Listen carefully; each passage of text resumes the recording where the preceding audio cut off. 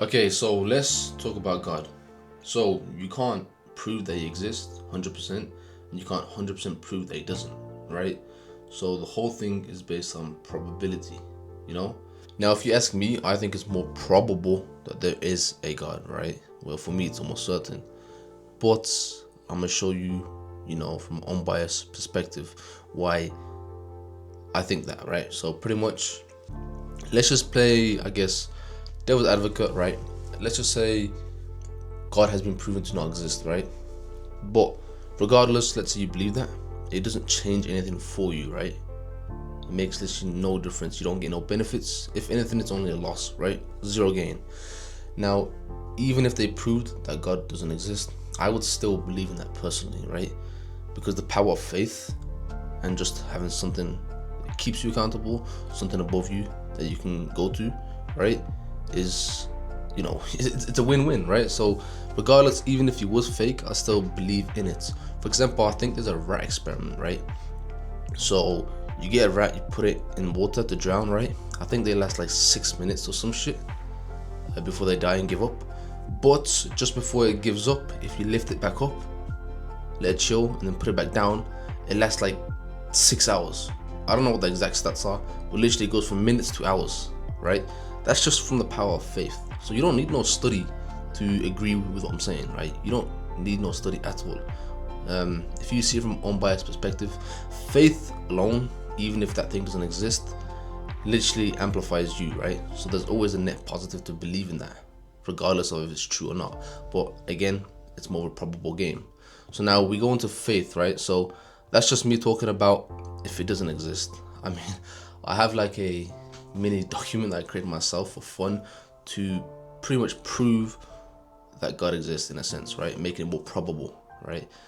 There's also many of the greats in the past that, at the start they create don't believe in God. Later on, the more knowledge they gain, the more likely they are to believe in God. For example, all the conquerors, all of them, the big conquerors, right? They go from like atheist to near the end of their life, they believe in it, right? But also the science geeks, anything like that. I might put a few quotes at the bottom that I saw somewhere, just of many of the philosophers and just people in the past that you could say is reputable, right? And that will give you like another perspective on top of the one I just made.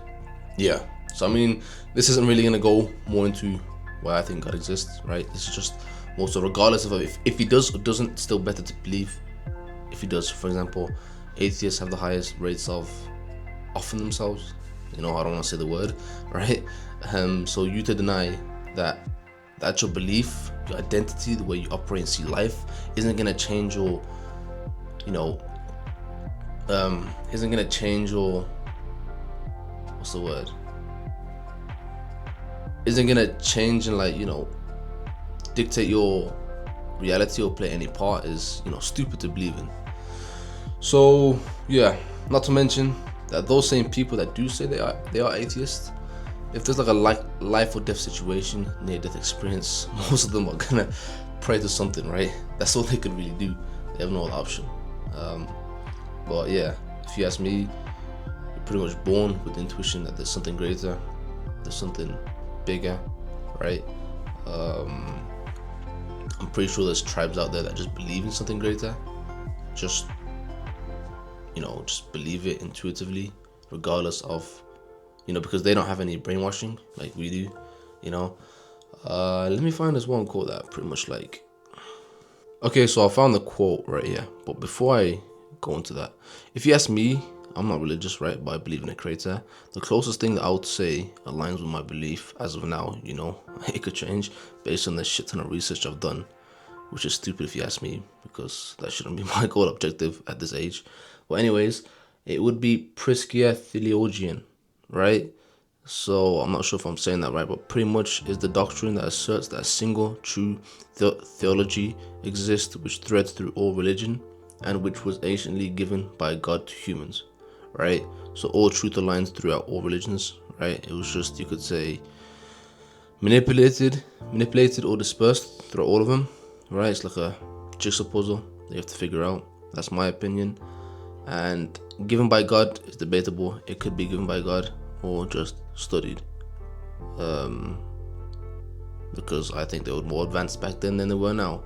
But yeah, now going back to the quote, a little knowledge of science makes you an atheist. In-depth knowledge of science makes you a believer in God, right? I'm not even gonna try to say the guy's name, Louis Pasteur. I don't know how to say his name. But yeah, I guess that's a perfect way to end it. And I might make that future video on my proofs on why God exists, or at least why it's more probable that he does, right? It's like undeniable. By the way, one last thing, with the right belief that you believe in a God rather than just being nihilistic or atheism, right? Again, life's purpose is subjective, so that doesn't really matter, right?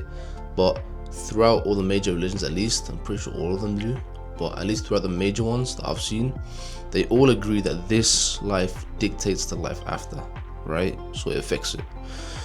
So why take the risk, right? Why take that risk even if you're an atheist? Let's assume nothing happens after death. You can't 100% prove nothing happens, or something happens. So why take that risk, right? It's more logical to minimize risk. That's what humans are based on, right? Minimize risk. So if you're a logical person, you'd minimize risk, which would mean you would perform the best you can in this life, just in case there's something after, right? Because it's a win-win. Something after comes up, okay, you win because you're doing good in this life, and in this life you're doing good anyway, so it's a win-win, right? Rather than being an atheist that have no life purpose, or just the way you see life gives you a disadvantage, pretty much. So yeah, that's pretty much everything.